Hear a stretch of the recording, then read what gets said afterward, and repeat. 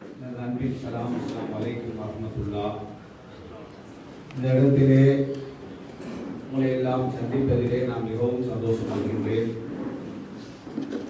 கண்ணியத்துக்குரிய மூத்த உலமாக்கள் இருக்கிறார்கள்.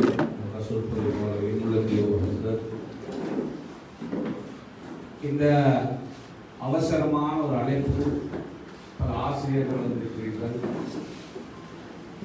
இந்த அவசரமான அழைப்பை ஏற்று வருகின்றமைக்காக முதலிலே நன்றி கூறுகிறேன். எல்லாரும் தேர்தல் நடவடிக்கைகளை ஆரம்பித்து விட்டார்கள். கடந்த 2-3-4 மாதங்களாக யாரை பார்த்தாலும் கூட்டங்கள் வைத்துக் கொண்டு பிரச்சார நடவடிக்கைகளை முன்னெடுத்து வருவதை நாங்கள் பார்க்கிறோம். ஆனால் இன்றுதான் நமது ஆதரவாளர்களை இங்கு அழைத்து இந்த தேர்தல் சம்பந்தமாக முதலாக நாங்கள் பேசுகிறோம். இன்று மாலை அன்னாருக்கு இன்ஷா அல்லாஹ் நான் செல்ல இருக்கிறேன்.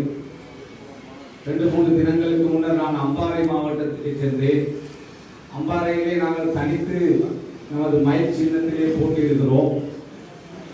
அம்பாறையிலே நாங்கள் போட்டியிடுகின்ற அந்த பிரதேசங்களுக்கு சென்று பேசிக்கொண்டு இருக்கின்ற பொழுது 2வது நாளாக நிற்கின்ற பொழுது, முதல் நாள் முடிந்து 2வது நாள் நிற்கின்ற பொழுது ஒரு புதிய செய்தியை நான் பார்த்தேன். சதுரான் இந்தியாவுக்கு தப்பிச் செல்வதற்கு என்னுடைய சகோதரர் ஒருவர் உதவி செய்ததாக ஒரு செய்தியை நான் போனிலே வந்த மெசேஜிலே நான் பார்த்தேன். பிறகு இந்த டிவியிலே ரியாஜை சம்பந்தப்படுத்தி சிறையிலே இருக்கிற ஒருவர், அதாவது பயங்கரவாத தடுப்பு பிரிவில் இருக்கின்ற ஒருவர் சதுரான் இந்தியாவுக்கு போவதற்கு 2017-18ஆம் ஆண்டு உதவி செய்தார் என்று ஒரு செய்தி. பிறகு இதை கேள்விப்பட்ட பிறகு ரியாஜ் என்று பெயரை சொல்லாமல் ரிப்கானுடைய பெயரை போட்டு இவ்வாறு அந்த செய்தியிலே யார் என்று ஒரு குழப்பமான நிலை. பிறகு அடுத்த நாள் காலை எங்களுடைய ரிப்கான் ஒரு கடிதம் அனுப்பினார். என்னுடைய பெயர் ரிப்கான் பதியுதீன், என்னுடைய சகோதரர் தான் சிறையிலே, அதாவது பயங்கரவாத தடுப்பு பிரிவில் இருக்கிறார் என்று ஊடகத்துக்கு ஒரு கடிதத்தை அனுப்பினார். ஊடகத்துக்கு கடிதம் கிடைத்தவுடன் அதே ஊடகம், அந்த ஜனக ஊடகம் சொல்லுகிறது அது ரியாஜ் பதியுதீன் அல்ல, ரிப்கான் பதியுதீன் என்று அந்த சாட்சி சொன்னவர் திரும்ப சொன்னதாக சொல்லுகிறது. இதிலிருந்து என்ன விளங்குகின்றது என்றால், சாட்சி சொன்னவர் முதல் நாள் சொல்லிவிட்டு சென்று விட்டார். நாங்கள் அந்த ஆணைக்குழுவுக்கு கடிதத்தை அனுப்ப முன்னர் ஊடகத்துக்கு தான் கடிதம் போனது. ஆணைக்குழுவுக்கு 1 நாள் 2 நாள் கழித்து தான் கடிதத்தை அனுப்பினோம். ஆனால் ஆணைக்குழு அன்றே அவர்களை அழைத்து திரும்ப அடுத்த நாள் அழைத்து, அதாவது இந்த விஷயத்தை பெயரை சரி செய்து கொண்டது என்று அந்த ஜனக ஊடகம் சொல்லுகிறது. இதை நீங்கள் எல்லாரும் புத்தி உள்ளவர்கள், இதை நீங்கள் தெளிவாக தெரிந்து கொள்ள வேண்டும். பிறகு ரிப்கான் என்று நாளைக்கு முன்னர் ஒரு தெளிவான கடிதத்தை ஆணைக்குழுவுக்கு அனுப்பி வைத்தார் சட்டத்தண்ணி ஊடாக. சதுரான் என்கின்றவரை வாழ்நாளிலே நான் காணவும் இல்லை, பேசவும் இல்லை. அவ்வாறு இருக்கின்ற பொழுது அவரை வெளிநாட்டுக்கு நான் அதாவது இந்தியாவுக்கு அனுப்பியதாக சொல்லப்படுவது அப்பட்டமான பொய். எனவே அவருக்கு ஒரு சந்தர்ப்பம் தர வேண்டும் என்று அவர் அங்கே சட்டத்தண்ணி ஊடாக கடிதம் அனுப்பினார். எனவே நான் புதன்கிழமை அவசரமாக கொழும்புக்கு வந்து இந்த 3-4 நாட்களாக அது சம்பந்தமாக என்னுடைய காலத்தை நேரத்தை நான் செலவு செய்தேன். பிறகு ஒவ்வொரு நாளும் ஒவ்வொரு புது வகையான கதைகள். நேற்று சகோதரர் ரியாஜ் அவர்களை நான் சந்திக்க சென்றேன். அவரிடத்திலே இந்த விஷயங்கள் சம்பந்தமாக நான் பேசிய பொழுது சொன்னார், என்னை பிடித்த 2.5 மாசங்கள். நான் என்னை பிடித்த காரணம், அலாவுதீன் ராஜாவுடைய மருமகன், அவருடைய மகளை முடித்தவர். 10 வருஷத்துக்கு முன்னர் திருமணம் முடிந்ததிலிருந்து அவரை தெரியும். அவர் எனக்கு சில தடவைகள் கழித்திருக்கிறார். இந்த 2019ஆம் ஆண்டு 6 தடவை அவர்தான் எனக்கு கோல் எடுத்திருந்தார். அவருடைய ஒரு வியாபாரம் சம்பந்தமாக அமைச்சிலே ஒரு சின்ன உதவியை பெற்றுக் கொள்வதற்காக எனக்கு 6 முறை கோல் எடுத்திருந்தார். ஒரு முறை அமைச்சிலே நான் இருந்த பொழுது அவர் வந்து என்னை சந்தித்தார். இந்த 2 விஷயங்களை தான் அவர்கள் என்னை ஒரு குற்றவாளியாக கண்டு அல்லது அதை காட்டி என்னை கைது செய்தார்கள். அதை விட இதுவரை வேறு எந்த குற்றம், அதாவது எதுவுமே அவர்கள் என்னிடத்திலே கண்டுகொள்ளவில்லை. என்னை அநியாயமாக வைத்திருக்கிறார்கள் என்று என்னிடத்திலே வேதனையோடு நேற்று சொன்னார். அதே போலதான் தம்பி மும்தாஸ் அவரை போல பலரை ஒவ்வொருவராக நான் பேர் சொல்ல விரும்பவில்லை, அழைத்து விசாரிக்கிறார்கள். என்று ஏதோ இந்த நாட்டிலே ஒரு பெரிய தவறு செய்தவர்கள் போல எங்களை, குடும்பத்தை, நமது ஆதரவாளர்களை எல்லாம் எந்த அளவுக்கு கஷ்டப்படுத்த முடியுமோ அந்த அளவுக்கு கஷ்டப்படுத்துகிறார்கள். போன கிழமை சனிக்கிழமை தம்பி ரியாஜோடு நான் ஒரு சனிக்கிழமை மட்டும்தான் அவரை கலைக்க முடியும். அதுவும் 5 அல்லது மேக்சிமம் 10 நிமிஷம் தருவார்கள். 4ஆம் மாடியிலே வைத்திருக்கிறார்கள். சாப்பாடு கூட கொடுக்க முடியாது. ஏதாவது பிஸ்கட் பாக்கெட்களை கொடுக்க முடியும், அல்லது ஏதாவது சில பழங்களை கொடுக்க முடியும். ஆனால் நோன்பு காலத்திலே ஒரு ஒழுங்கான சாப்பாட்டை கொடுங்கள் என்று கேட்டதற்காக அவர்கள் ஒரு மாச காலம் நான் ட்ரை பண்ணி பார்த்தேன். ஆனால் அவர்கள் அதற்கு அனுமதிக்கவில்லை. அது மாத்திரமல்லாமல் ஒரு தவறும் செய்யாத இவரை அங்கே வைத்துக் கொண்டு இருக்கின்ற பொழுது, நான் போன சனிக்கிழமை போன பொழுது இன்னும் 2 சிஐடி அங்கே வந்து உங்களை வரட்டாம், ஏதோ உங்களிடத்திலே கட்டவுத்தர் எடுக்கணுமாம் என்று போன இடத்திலே கேட்டார். நான் சரி என்று நான் அவரை சந்தித்த பிறகு நான் அங்கே போனேன். அங்கே போன பொழுது சந்தோஷ சம்பந்தமாக உங்களிடத்திலே வாக்குமூலம் எடுக்க வேண்டும். நான் சொன்னேன், நான் புற வேண்டும், சாப்பிட வேண்டும், எனக்கு கொஞ்சம் நேரம் தாருங்கள் என்று நான் கேட்டேன். போய்விட்டு வருகிறேன். பரவாயில்லை, நீங்க போய்ட்டு ஒரு 1 ஹவரிலே வந்து விடுங்கள் என்று சொல்ல நான் வெளியே வாரேன். எல்லா ஊடகங்களும் நிறைந்து நிற்கிறார். என்னை அழைப்பதற்கு முன்னரே ஊடகத்திற்கு சொல்லிவிட்டார். பிறகு நான் உள்ளே இருந்து வெளியே போகாமல் அங்கே அதே இடத்தில் இருந்து ஒரு பிஸ்கட்டை சாப்பிட்டு விட்டு தண்ணீரை குடித்து விட்டு திரும்ப சிஐடியிலே போய் 2 மணித்தியானங்கள் 3 மணித்தியானங்கள் அவர்கள் கட்டவுத்தர் கேட்டார்கள். அதிலே அவர்களுக்கே தெரியாது ஏன் அழைத்தோம் என்று. ஏன் நான் 52 நாளிலே இருந்த பொழுது, 52 நாள் நான் அமைச்சராக இல்லாத பொழுது, அந்த 52 நாளிலே வேறு அமைச்சர் இருந்தார், வேறு தவிசாளர் அந்த சந்தோஷக்கு இருந்தார். அந்த காலம் முடிந்து நான் மீண்டும் பதவியேற்ற பொழுது என்னுடைய நான் நியமித்த சேவன் வந்து சொன்னார், அரிசி இருந்து அரிசி கொஞ்சம் குறைக்கிறது என்று சொன்ன பொழுது உடனே நான் இன்டர்னல் ஆடிட்டுக்கு போட்டு இன்டர்னல் ஆடிட் ரிப்போர்ட்டை எடுத்து பார்த்து அந்த ரிப்போர்ட்டை ஜெனரல் ஆடிட்டுக்கும் சிஐடிக்கும் கொடுக்க விசாரிக்கட்டும் நான் சொன்னேன். அதைத்தான் அவர்கள் கொடுத்திருந்தார்கள். அதை விசாரித்துக் கொண்டிருக்கிறவர்கள் தான் என்னுடைய வாக்குமூலம் எடுக்க வேண்டும் என்று சொன்னார். அவர்களுக்கு அங்கே போன பொழுது எங்களுக்கு காட்டிய பொழுது நான் சொன்னேன், இது நாங்கள் போட்ட வழக்கு, நாங்கள் தான் இதை உங்களுக்கு தந்திருக்கிறோம், ஏன் என்னிடத்திலே நீங்கள் இதை கேட்க வேண்டும் என்று சொன்ன பொழுதுதான் அவர்கள் அதை சரியாக பார்த்திருக்கிறார்கள். ஏன் இதை நான் சொல்லுகின்றேன் என்றால், எங்காவது எங்களுடைய பெயர் வந்தால் அவர்கள் வேகமாகவும் தீவிரமாகவும் இருக்கிறார்கள். இந்த நாட்டிலே இருந்த அரசியல்வாதிகள் யாருக்கு இவ்வளவு பெரிய கொள்ளையை துன்பத்தை கொடுத்திருக்க மாட்டார். எந்த அளவுக்கு வில்பத்து என்ற ஒரு நாடகத்தை ஆடினார்களோ, மரிச்சி கட்டி, கரணிக்குழி, பாலக்குழி, கொண்டச்சி, முள்ளிக்குளம், காயாக்குளம் இந்த பிரதேசங்கள் என்பது பாரம்பரிய பிரதேசம். இங்கே இந்த மக்களை நான் குடியேற்ற எடுத்த நடவடிக்கை அல்லது அவர்களுக்கு காணிகளை கொடுத்தமைக்காக வில்பத்தை அளித்தார் என்று பொய்யை சொல்லி சொல்லி சொல்லி இந்த நாட்டிலே இருக்கின்ற பெரும்பான்மை மக்கள் மத்தியிலே ஒரு பெரிய காட்டை அளிக்கின்ற ஒரு மோசமான ஆள் போல என்னை காட்டி இருக்கிறார்கள் என்பது உங்களுக்கு தெரியும். 4 வழக்குகள் இப்பொழுது நிலுவையில் இருக்கிறது. ஒரு வழக்குடைய தீர்ப்பு வருகின்ற 31ஆம் தேதி வழங்கி இருப்பதாக ஊடகம் சொல்லிக் கொண்டிருக்கிறது, நீதிமன்றம் அறிவித்திருக்கிறது. இவ்வாறுதான் இந்த சஹரான் என்கின்ற ஒரு நாசமா போனவர் வந்து இந்த நாட்டிலே இந்த பயங்கரவாத சம்பவத்தை செய்த பொழுது அவரோடு சேர்ந்து இந்த இன்சாப் இப்ராஹிம் என்கின்ற ஒருவரும் அவரோடு சேர்ந்த வளரும் இந்த அநியாயத்தை செய்த பொழுது அந்த நிமிஷத்தில் இருந்து இந்த பயங்கரவாத தாக்குதலோடு எண்ணை கொண்டு வந்து முடிச்சு போடுகின்ற ஒரு அரசியல் அசிங்கம் நடந்ததை நீங்கள் அறிவீர்கள். இதுவரை நாங்கள் சொல்லுகிறோம், நாங்கள் இதிலே சம்பந்தம் இல்லை, சஹரானை வாழ்நாளிலே கண்டதில்லை, பேசியதில்லை, தொலைபேசியில் கூட பேசியதில்லை, நானோ என்னுடைய தம்பி ரியாஜோ ரிக்கானோ நாங்கள் பேசியதில்லை என்று சொல்லியும் இதுவரை அந்த அலாவுதீன் அவருடைய மருமகனோடு ரியாஜ் தொலைபேசியிலே பேசினார், அதுவும் மார்ச் மாதம் பேசினார் என்பதற்காக அவரை இன்று 2.5 மாதங்கள் பிடித்து வைத்திருக்கிறார். நீதி இந்த நாட்டிலே இருக்குமாக இருந்தால், நியாயம் இருக்குமாக இருந்தால் இவ்வாறு அவரை வைத்திருக்க முடியாது. எனவே நீதிமன்றத்துக்கு நாங்கள் சென்றிருக்கிறோம். நீங்கள் எல்லோரும் பிரார்த்தனை புரியுங்கள், நீதி நியாயம் நிலையாக கிடைக்க வேண்டும் என்பதற்காக. எனவே என்னருமை சகோதரர்களே, நண்பர்களே, இன்று எல்லா பக்கமும் என்னை நோக்கி அம்புகள் எரியப்பட்டுக் கொண்டிருக்கிறது. ஒவ்வொரு நாளும் புது புது குற்றச்சாட்டுகள் சாட்டப்பட்டுக் கொண்டிருக்கிறது.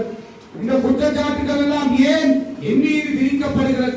கடந்த காலங்களிலே நமது சமூகம் அடிக்கப்பட்ட பொழுது, அது தம்முள்ளை தொடக்கம் கடைசியாக நடந்த கண்டி சம்பவம் வரை நாங்கள் எல்லா சம்பவத்தையும் கண்டித்தோம். எல்லா சம்பவத்திற்காகவும் நியாயம் கேட்டோம். அந்த சம்பவத்திலே சம்பந்தப்பட்டவர்களை கண்டிக்குமாறு கோரினோம். கண்டிக்காத பொழுது அதற்கு எதிராக எங்களால் முடிந்த ஜனநாயக ரீதியான அத்தனை நடவடிக்கைகளையும் முன்னெடுத்தோம். அதற்காகத்தான் இன்று என் மீது இந்த அம்புகள் எல்லாம் சேர்ந்து எரியப்பட்டுக் கொண்டிருக்கிறது. இந்த வேளையிலே என்னருமே சகோதரர்களே, நண்பர்களே, உங்களுடைய பொறுப்பு என்ன? உங்களுடைய கடமை என்ன? நீங்கள் எதை செய்ய வேண்டும் என்பதை உங்களுடைய உள்ளங்களிடத்திலே நீங்கள் கேட்டுக் கொள்ளுங்கள். இந்த அரசியலிலே நான் மட்டுமல்ல, அல்ஹாஜ் நூருதீன் மஷூர் அவர்கள் அல்லாஹ்வுக்கு ஜன்னத்துல் ஃபிர்தௌஸை கொடுக்க வேண்டும். அதே போல அபூபக்கர் ஹாஜியார், அதே போல இன்னும் பலர் இந்த வண்டியிலே அரசியல் செய்திருக்கிறார்கள். அவர்களால் முடிந்த நல்லதை செய்திருக்கிறார்கள். அதை நாங்கள் கௌரவத்தோடு பார்க்கிறோம். அதே போல என்னையும் பாராளுமன்றத்திற்கு அனுப்பி வைத்த சமூகம் இந்த வன்னி சமூகம். இந்த அல்ஹம்துலில்லாஹ், இந்த நீங்கள் தந்த அந்த அதிகாரத்தை பயன்படுத்தி கடந்த பாராளுமன்ற தேர்தலிலே புத்தகத்திலே ஒருவரை தெரிவு செய்ய முயற்சி செய்து பார்த்தோம், முடியவில்லை. கடைசியாக கட்சிக்கு கிடைத்த தேசிய பட்டியலை அவருக்கு வழங்கி புத்தகத்திலே நாம் இடம்பெயர்ந்து வந்த பொழுது நம்மை அரவணைத்த புத்தகத்து சமுதாயத்திற்கு நாங்கள் காட்டுகின்ற நன்றிக்கடன் 1,00,000 மக்கள் சார்பாக நமது கட்சி அந்த கௌரவத்தை கொடுத்து எல்லாருக்கும் அந்த கௌரவத்தை இந்த கட்சி நமது இந்த திட்டத்தின் ஊடாக பெற்றுக் கொடுத்தது என்பதை நீங்கள் உணர்வீர்கள். ஒரு கட்சியை அமைப்பது என்பது இலகுவானது அல்ல. ஒரு கட்சியை வளர்த்தெடுப்பது என்பது லேசானது அல்ல. இந்த அல்ஹம்துலில்லாஹ் நாடு முழுக்க இந்த கட்சி வளர்ந்திருக்கிறது. திருநாகலையிலே, அனுராதபுரத்திலே, மட்டக்களப்பிலே, திருவோணமலையிலே, அம்பாறையிலே, புத்தளத்திலே, வன்னியிலே என்று பல மாவட்டங்களிலே நாம் இன்று போட்டியிடுகிறோம். அம்பாறையிலே மட்டும் தனித்து போட்டியிடுகிறோம். புத்தளத்திலே இன்னும் ஒரு கட்சி ஒரு சேர்ந்து தனாசி சின்னத்திலே போட்டியிடுகிறோம். புத்தளத்தில் 3 தசாப்தமாக பாராளுமன்ற பிரதிநிதி இல்லை என்ற ஒரு குறையை தீர்க்க வேண்டும் என்பதற்காக கடந்த 4-5 வருஷமாக மக்கள் மத்தியிலே அவ்வாறான ஒரு உணர்வை நாங்கள் ஏற்படுத்தினோம். இன்று தராசி சின்னத்துக்கு 90% வாக்கள் விழுவதற்கு தயாராக இருக்கிறது. இங்கு யாரோ பேசினார், 1-2 உறுப்பினர்கள், சில வேளைகளில் இன்ஷா அல்லாஹ் 2 உறுப்பினர்களை கூட பெறக்கூடிய வாய்ப்பு நமது கண்ணுக்கு தென்படுகிறது. அந்த அளவுக்கு ஒற்றுமையை நமது இறுதி கடைசி வரையான முயற்சி அல்லாஹ்வுடைய உதவியினால் இன்று ஏற்படுத்தப்பட்டிருக்கிறது. 3 தசாப்தமாக அடைய முடியாத ஒரு அடைவை என்று அடைவதற்கு நமது மக்கள் காங்கிரஸ் கட்சி காரணமாக அமைந்திருக்கிறது. எனவே என்னருமை சகோதரர்களே, என்னுடைய இந்த அரசியலுக்கு உதவி செய்த பலர் இருக்கிறீர்கள், எதையுமே அடையாத பலர் இருக்கிறீர்கள். ஆனால் இந்த அரசியலினால் இந்த நாட்டிலே இந்த ஏழை மக்களுக்காக, துன்பப்பட்ட மக்களுக்காக குரல் கொடுக்கின்ற ஒரு இயக்கமாக இந்த கட்சி வளர்ந்திருக்கிறது. அகதிகள் என்ற நாமத்தோடு அந்த மக்களை கௌரவமாக வாழ்வதற்கான ஒரு பயணத்தை இந்த கட்சி ஆரம்பித்திருக்கிறது. இந்த கட்சி வழிவகுத்திருக்கிறது. அதே போல அகதிகளை அரவணைத்த சமுதாயத்திற்கு சார்பாக ஒரு தேசிய பட்டியலை கொடுத்து இந்த கட்சி கௌரவித்திருக்கிறது.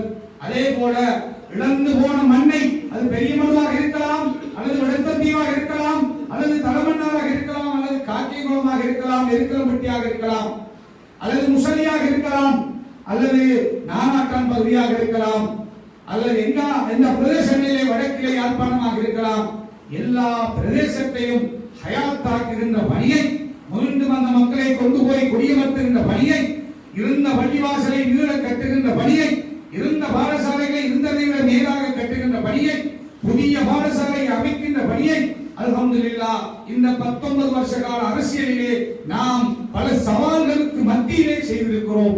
லேசாக செய்ததல்ல, ஒரு பெரிய கரடுமுரடான பாதையிலே நடந்து வந்திருக்கிறோம்.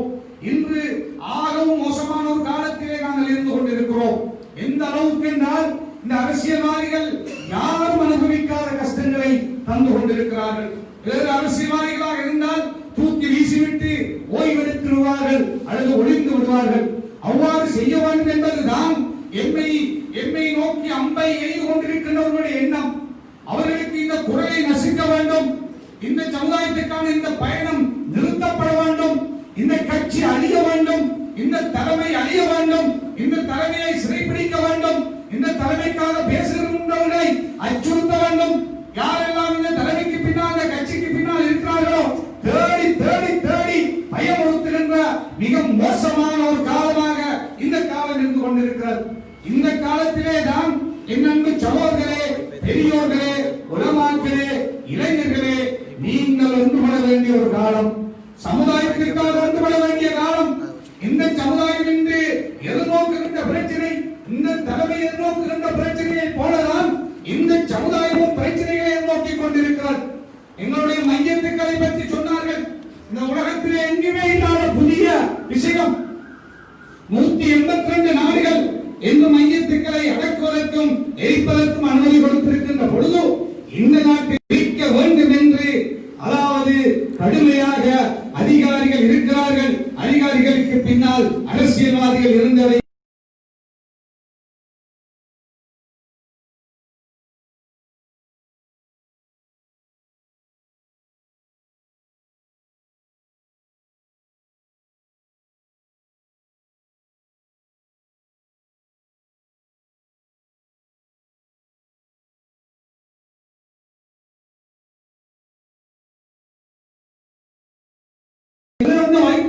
குழுவினால் நீங்கள் அதாவது அடக்க முடியும் அல்லது அடக்க முடியாது என்பதற்கான தெளிவை தாருங்கள் என்று கேட்ட பொழுதும் இதுவரை ஒரு வைத்திய நிபுணர் குழுவை நியமிப்பதற்கு இந்த அரசாங்கம் தயாரில்லை என்று சகோதரர்களே. அவர்கள் நினைக்கிறார்கள் நமது மையத்திற்களை எரிப்பதன் மூலமாக பெரும்பான்மை மக்களுடைய வாக்களை கூடுதலாக பெறலாம் என்று நினைக்கிறார்கள். நம்மை கஷ்டத்திலே, துன்பத்திலே, வேதனையிலே, அழுகையிலே ஆக்குவதன் மூலமாக தங்களுடைய வாக்கு வங்கி அதிகரிக்கலாம் என்று எண்ணுகிறார்கள். படைத்த ரப்பை நம்புகின்ற ஒரு கூட்டம் நாங்கள் யாருக்கும் தவறு செய்தவர்கள் அல்ல, இந்த நாட்டுக்கு துரோகம் செய்தவர்கள் அல்ல, இந்த நாட்டுடைய சுதந்திரத்திற்காக பாடுபட்ட சமூகம், இந்த நாட்டுடைய இறைமைக்காக ஒத்துழைத்த சமூகம், இந்த நாடு பிளவுபடக்கூடாது என்பதற்காக பல இழப்புகளை அனுபவித்த சமூகம். அவ்வாறு இருக்கின்ற பொழுது யாரோ ஒரு சஹரான் என்ற ஒரு கொலைகாரன் வந்து செய்த கொலையை, இப்ராஹிம் காஜாருடைய 2 மரணம் செய்த கொலையை அநியாயமாக என் மீது, என் சமூகத்தின் மீது, என் குடும்பத்தின் மீது திணிக்க எடுக்கின்ற சரி நடவடிக்கை அரசியல் பரிணாமங்களாகவே இருக்கின்றது என்பதை நீங்கள் புரிந்திருப்பீர்கள் என்று நான் நம்புகின்றேன்.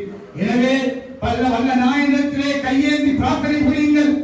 எந்த தங்களிடத்திலே அதிகாரம் இருக்கின்றது என்பதற்காக எதையெல்லாம் செய்ய முடியுமோ அதையெல்லாம் செய்து கொண்டிருக்கிறார்கள். சட்டத்தை கையில் எடுத்து என்று செயல்படுத்திக் கொண்டிருக்கிறார்கள். எனவே எங்களுடைய இந்த பிரச்சாரத்தை கூட செய்வதற்கு விடுவார்களா என்பது கூட எங்களுக்கு கேள்வியாக இருக்கிறது. என்னென்ன பொய் குற்றச்சாட்டுக்களை போடுவார்களோ, எங்கள் மீது எவ்வாறு நேற்று முன்னாள் எவ்வாறு என் தம்பி ரிக்கானின் மீது இந்தியாவுக்கு சதுரானை அனுப்பினார் என்று அப்பட்டமான பொய்யை ஒரு முன்னாள் தளபதி சொன்னாரோ, முன்னாள் இன்டெலிஜென்ஸ் என்று சொல்கின்ற ஒருவர் சொல்லியிருந்தார். நான் விசாரித்து பார்த்தேன், அது உண்மையா என்று பார்த்த பொழுது அவர் சொல்லி இருக்கிறாராம், அவருக்கு யாரோ ஒரு இன்ஃபார்மர் சொன்னார் என்று, யாரோ ஒரு இன்ஃபார்மர் சொன்னார் என்று இவ்வாறான ஒரு பெரிய சபையிலே ஒரு ஆணைக்குழுவிலே போய் சொல்லி, அதையும் சொன்னதை அவ்வாறு சொல்லாமல் விரிவுபடுத்தி ஊடகங்களை பப்ளிசிட்டி பண்ணியதை நீங்கள் பார்த்தீர்கள். எனவே சகோதரர்களே, நீங்கள் உண்மையை அறிந்தவர்கள். நாம் பயங்கரவாதத்திற்கு அன்றும் எதிரானவர்கள், இன்றும் எதிரானவர்கள், என்றும் எதிரானவர்கள். இஸ்லாமிய மார்க்கம் பயங்கரவாதத்தை எதிர்த்திருக்கிறது. ஒரு கொலையை செய்தால் ஒரு சமுதாயத்தை கொலை செய்த பாவம் கிடைக்கும் என்று சொன்ன மார்க்கம். அவ்வாறான மார்க்கத்தை 100% பின்பற்றுகின்ற நாங்கள் ஒருபோதும் இவ்வாறான பயங்கரவாத செயல்பாடுகளுக்கு அனுமதிக்கவும் மாட்டோம், அதை நியாயப்படுத்தவும் மாட்டோம். அதை செய்தவர்களை காட்டிக் கொடுத்து அவர்களுக்கு கொடுக்க வேண்டிய அழிவுற்ற தண்டனையை கொடுக்க வேண்டும் என்ற உணர்வோடுதான் இன்று வரை இருக்கிறோம், என்று இன்ஷா அல்லாஹ் இருப்போம் என்பதை கூறிக்கொண்டு, எண்ணற்ற சகோதரர்களே, இந்த தேர்தலிலே நாம் ஊராக வந்து ஒவ்வொரு சந்தியாக வந்து அல்லது வீடு வீடாக வர வேண்டும் என்று நீங்கள் எதிர்பார்க்க வேண்டாம். தயவு செய்து இன்றிலிருந்து நமது கட்சியுடைய பிரச்சாரத்தை நீங்கள் முன்னெடுங்கள். ஒவ்வொருவரும் அந்தந்த ஊரிலே குழு குழுவாக சேர்ந்து 2 பேர் 3 பேர் சேர்ந்து 5 பேர் 6 பேர் 10 பேர் சேர்ந்து பிரிந்து நின்று வீடுகளுக்குள்ளே போய் நமது சின்னம் தொலைபேசி சின்னத்திலே நாங்கள் போட்டியிடுகிறோம். என்னுடைய இலக்கம் 1, அந்த இலக்கத்திலே நான் போட்டியிடுகிறேன். என் புத்தகத்திலே தராசு சின்னம், வன்னியிலே தொலைபேசி சின்னம், வன்னியிலே தொலைபேசி சின்னம், புத்தகத்திலே தராசு சின்னம். அதிகமான மக்கள் இங்கே வந்திருக்கின்றவர்களுக்கும் ஊரிலே உள்ளவர்களுக்கும் புத்தகத்திலே வாக்கு இருக்கிறது, ஒரு சிலருக்கு இடம்பெயர்ந்த வாக்கு இருக்கிறது. எனவே புத்தகத்திலே இருக்கின்ற வாக்கை நீங்கள் புத்தகத்தில் தராசு சின்னத்துக்கும் வன்னி வாக்காளர்கள் தொலைபேசி சின்னத்துக்கும் மாறி விட்டாமல் நாங்கள் அளிக்க வேண்டும். இது நீங்கள் நினைக்க வேண்டும். இங்கு சகோதரர் ஒவ்வொருவரும் நீங்கள் உங்களுடைய தேர்தலாக நினையுங்கள். இந்த தேர்தல் முடிவதற்கும் என்னென்ன சலுகை செய்வார்களோ தெரியாது. இதை நீங்கள் இன்றிலிருந்து உள்ளத்திலே எடுத்து இந்த தேர்தலிலே நமது கட்சியுடைய பணம் ஓங்க வேண்டும் என்பதற்காக சரிகாரர்களை சரி திட்டங்கள் உடல் தெரியப்பட வேண்டுமாக இருந்தால் நாம் வென்றாக வேண்டும். இன்ஷா அல்லாஹ் நமது வெற்றியினூடாகத்தான் இந்த நாட்டுடைய துவேசிகள், இந்த நாட்டுடைய இனவாதிகள், இந்த நாட்டுடைய மதவாதிகள், இந்த நாட்டுடைய இன ஐக்கியத்தை உடைப்பதற்காக சரி செய்கின்றவர்கள் தோற்கடிக்கப்படுவார்கள். ஜனநாயகத்தை விரும்புகின்றவர்களை வெல்லச் செய்ய வேண்டுமாக இருந்தால் நீங்கள் இந்த தேர்தலிலே நமது மக்கள் காங்கிரஸ் கட்சியை பலப்படுத்த வேண்டும். அது புத்தகமாக இருந்தால் என்ன, வன்னியாக இருந்தால் என்ன, குருநாகராக இருந்தால் என்ன, அம்பாறையாக இருந்தால் என்ன, திருவண்ணாமலையாக இருந்தால் என்ன, அன்றபுரமாக இருந்தால் என்ன, நமது கட்சியுடைய வேட்பாளர்கள் வெல்லுகின்ற பொழுதுதான் இன்ஷா அல்லாஹ் இந்த சரிகாரர்களுடைய சரி திட்டங்கள் அதாவது தெரியப்பட்டு இந்த சமூகம் நிமிர்ந்து வாழுகின்ற இந்த அரசியல் பயணம் இன்ஷா அல்லாஹ் ஆரம்பிக்கப்படும். இன்று இந்த நமது மக்களை பார்த்து வெட்கம் இல்லாமல் வாக்கு கேட்டு வருகிறார்கள். மையத்துக்களை இருக்கின்ற பொழுது வாய் பேசாத மந்தைகள் போல இருந்தவர்கள் இன்று வந்து வாக்கு தாருங்கள், நாங்கள் தான் அரசாங்கம் என்று சொல்கிறார்கள். எனக்கு அரசாங்கம் யார் அரசாங்கம் என்பதை படைத்த ரப்புதான் தீர்மானிக்கிறார். எனவே கடந்த 2 தசாப்தமாக இந்த அரசியல் பயணத்திலே நாங்கள் எமது அமைச்சர் பதவிகளை பெற்று மக்களுக்குரிய கடமைகளை மிக நேர்த்தியாக நாங்கள் செய்திருக்கிறோம். அதே போல இன்ஷா அல்லாஹ் நீங்கள் தருகின்ற பொழுது, நீங்கள் ஆணை வருகின்ற பொழுது, நீங்கள் ஒன்று வருகின்ற பொழுது, நீங்கள் ஒற்றுமையாக வாக்களிக்கின்ற பொழுது இன்ஷா அல்லாஹ் நமது பலம், நமது இந்த பாராளுமன்ற உறுப்பினர்களுடைய பலம் நாளை அபிவிருத்தி மட்டுமல்ல, நமக்கான உரிமை போராட்டம், நமக்கு இன்று இருக்கின்ற ஆபத்துக்கள், இன்று எனக்கு முன்னால் எழுதப்பட்டிருக்கின்ற அநியாயமான விஷயங்கள் எல்லாம் தீர்க்கப்படுவதற்கு, நாங்கள் பேசுவதற்கு அல்லது அதிலே வெற்றி பெறுவதற்கு, அந்த விடயங்களை எல்லாம் இருந்து அந்த விடயங்கள் இருந்து இந்த சமுதாயத்தை பாதுகாப்பதற்கு நீங்கள் வழங்குகின்ற ஆணையாக இருக்க வேண்டும். ஒரு வாக்கை கூட நீங்கள் அந்த கட்சிக்கு அளித்து விடக் கூடாது. அந்த கட்சிக்கு அளிப்பதற்கு யாராவது 5-10க்காக அல்லது அதை தருவோம், இதை தருவோம், அப்படி தருவோம், இப்படி தருவோம் என்று சொன்னதற்காக யாராவது வாக்களிப்பார்களாக இருந்தால் அவர்களிடத்திலே போய் சொல்ல வேண்டிய பொறுப்பு உங்களுக்கு இருக்கிறது. இந்த யதார்த்தத்தை தெளிவுபடுத்த வேண்டிய பொறுப்பு இருக்கிறது. இது இந்த 5 வருஷம் நாம் இந்த நாட்டிலே தலை நிமிர்ந்து வாழ போகிறோமா அல்லது இந்த நடந்து கொண்டிருக்கின்ற அக்கிரமங்களும் அநியாயங்களும் இன்னும் அதிகமாக்கப்பட்டு இந்த நாட்டிலே ஒரு அநாதைகள் போல தலை குனிந்த சமூகமாக, அடிமைகள் போல பேசா மந்தைகளாக வாழ போகிறோமா என்பதை தீர்மானிக்கின்ற தேர்தல். எனவே என் அன்பு சகோதரர்களே, நண்பர்களே, நிறைய தேவைகள் இருக்கிறது, நிறைய பிரச்சனைகள் இருக்கிறது, முகாம்களுக்கு பிரச்சனை இருக்கின்றது. ஆனால் எல்லாவற்றையும் விட நமது தாய், நமது தந்தை நாளை எரிக்கப்படுவதை நாம் யாராவது அங்கீகரிப்போமா என்று நீங்கள் சிந்தியுங்கள். அதே போல ஆண்டாண்டு காலமாக நாங்கள் அனுபவித்து வருகின்ற உரிமைகள், எனக்கென்று சில சட்டங்கள் இந்த நாட்டில் இருக்கிறது. அந்த சட்டங்களை நமது மூதாதையர்கள் இந்த நாட்டின் சுதந்திரத்துக்காக போராடிய நமது தலைவர்கள் பெற்று தந்த சுதந்திரங்கள், அந்த சுதந்திரங்களை எல்லாம் பறிக்க வேண்டும் என்று கங்கணம் கட்டிக் கொண்டிருக்கின்ற அந்த கூட்டத்துடைய கரத்தை பலப்படுத்த போகிறீர்களா? அவர்களுக்காக வாக்களை அளித்து நமக்கு நாசத்தை நாங்களே ஆக்கிக் கொள்ள போகிறோமா? யாரும் கேட்காத, யாரும் அதாவது திரும்பி பார்க்காத ஒரு கஷ்டமான ஒரு சமூகமாக இந்த சமுதாயத்தை ஆக்க போகிறோமா என்பது இந்த தேர்தலுக்கு பின்னால் இருக்கின்ற கேள்வி. எனவேதான் எதையுமே பற்றி நாங்கள் அதாவது இந்த விஷயத்திலே அற்ப சொற்ப லாபங்களை பற்றி சிந்திக்காமல் ஒரு ஒன்றுபட்டு நமது மக்கள் காங்கிரஸ் கட்சியை பலப்படுத்தி எம்மை அநியாயமாக சித்திரவதை பண்ணுகின்ற, எம்மை அநியாயமாக கஷ்டப்படுத்துகின்ற செய்யாத பாவத்தை எம்மீது திணித்து எம்மை சிறையிலே அடைக்க வேண்டும் என்று கண்கள் கட்டிக்கொண்டு ஓடிக்கொண்டிருக்கின்ற அந்த கூட்டம் நாளை உணர வேண்டும். இந்த சமூகம் இந்த சமூகம் நேர்மையாக நியாயமாக சிந்தித்து நாம் நிரபராதி என்பதை இந்த மக்கள் தங்களுடைய வாக்களின் ஊடாக எமக்கு இந்த தேர்தலிலே நீங்கள் காட்ட வேண்டும் என்பதை கூறிக்கொண்டு இன்ஷா அல்லாஹ் இந்த பயணம் எங்களுடைய மௌத்தோரை தொடரும். என்ன அடக்குமுறைகள், என்ன அநியாயங்கள், என்ன கஷ்டங்கள் வந்தாலும் அல்லாஹ்வுடைய உதவியினால் இந்த பயணம் தொடர்வதற்காக நீங்கள் படைத்த ரப்பிடத்திலே பிரார்த்தனைகள்.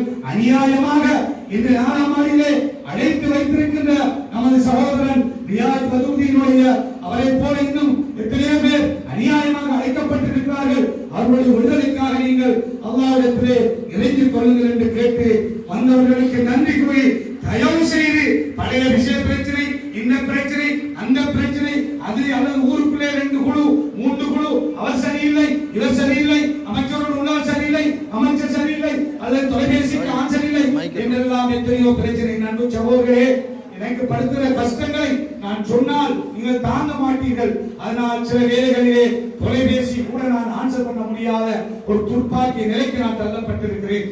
எனவே அந்த மாதிரியான கஷ்டங்கள் எங்கள் முன்னால் இருக்கிறது. எல்லாவற்றையும் மேடையிலே பேச முடியாது. எனவே இன்ஷா அல்லாஹ் படைத்த ரப் இருக்கிறான். அவனை விட யாரும் எங்களுக்கு பெரியவர்கள் அல்ல. அவன்தான் உலகத்தை ஆட்சி செய்கின்ற ரப்பு. அவன்தான் இந்த ஆட்சியை தீர்மானிக்கின்ற ரப்பு. அவன்தான் வெற்றியை தோல்வியை தருகின்ற ரப்பு. எனவே அவனை நம்பியவர்களாக, அவனிடத்திலே கையேந்தியவர்களாக எந்த சலுகைகளுக்கும் சோரம் போகாமல் இன்ஷா அல்லாஹ் இந்த விடுதலை பயணத்திலே, இந்த விமோசனத்துக்கான பயணத்திலே, இந்த சரிகாரனுடைய சரியை உடைத்தருகின்ற பயணத்திலே நீங்கள் ஒன்றுபடுங்கள் என்று கேட்டு விடைபெறுகிறேன். நன்றி.